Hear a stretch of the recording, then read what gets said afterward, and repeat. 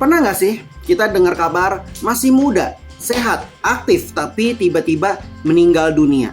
Bukan sekali, dua kali, bahkan kadang terjadi di lingkungan terdekat kita.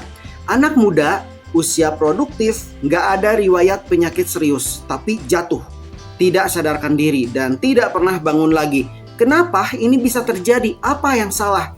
Apakah tubuh kita menyimpan bom waktu yang tidak kita sadari? Di video ini kita akan bongkar satu persatu penyebab kematian mendadak di usia muda. Dari yang paling sering terjadi sampai yang nyaris tidak pernah terpikirkan.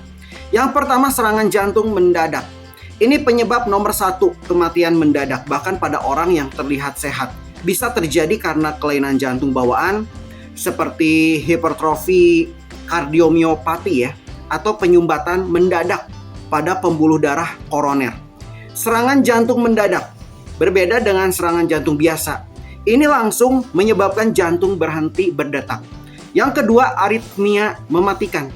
Gangguan irama jantung seperti ventricular fibrillation. Ini bisa menyebabkan jantung berdetak kacau hingga berhenti. Sering tanpa gejala sebelumnya. Bisa dipicu oleh stres, kafein berlebih, obat-obatan tertentu, atau kelainan genetik. Yang ketiga, pembekuan darah mendadak.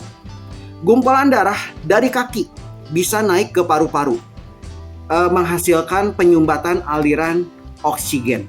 Gejalanya bisa ringan, tapi kalau fatal bisa langsung sebabkan kematian mendadak. Yang keempat, stroke hemorrhagic di usia muda.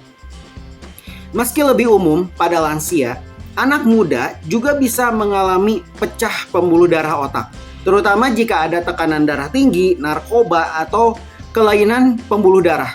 Yang kelima, overdosis obat atau zat berbahaya, termasuk suplemen yang berlebihan ya, narkotika atau zat doping, bisa langsung serang sistem saraf pusat atau jantung.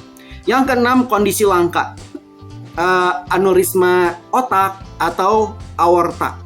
Pembuluh darah melemah, menggelembung, dan pecah tanpa gejala. Bisa terjadi saat olahraga berat atau stres ekstrim. Yang ketujuh, sleep apnea berat tanpa disadari. Terjadi saat tidur, nafas berhenti berulang kali, menyebabkan hipoksia atau kekurangan oksigen. Kalau tidak ditangani, bisa berujung serangan jantung atau stroke mendadak.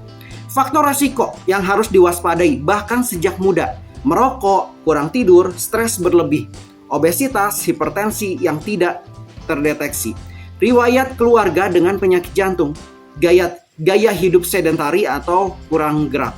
Jangan anggap tubuh kamu baik-baik saja hanya karena muda dan aktif. Banyak penyakit serius berkembang diam-diam.